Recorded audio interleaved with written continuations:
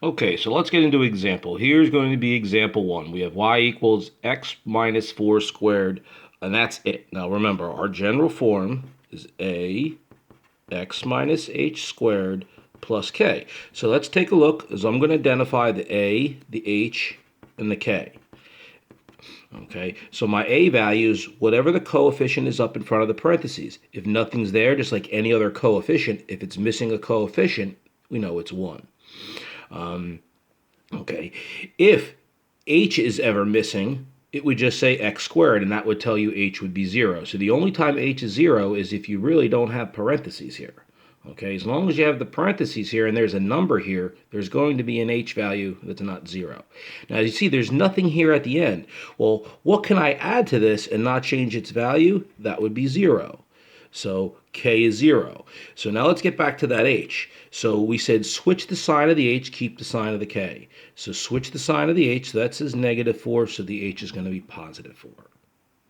Okay, so my vertex is going to be 4, 0. So you can see it's much quicker to get your vertex using this method if it's given to you in vertex form. So I'm going to go 4, 0. Here is my vertex.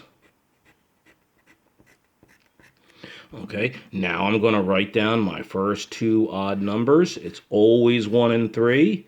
Determine the a value, which we said was 1. Multiply across the rows. I get a 1 and a 3. They're positive, so we're going to be moving up as the vertical change.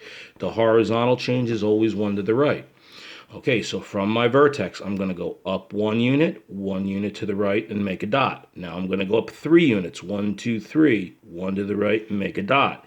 Using the idea of symmetry, I'm going to reflect those points over. And now I've got my parabola.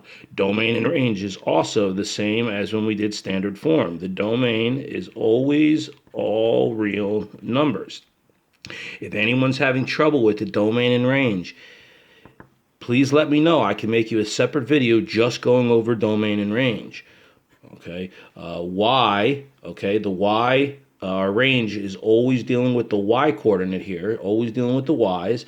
So this one opens up, so all the y values are greater than or equal to 0.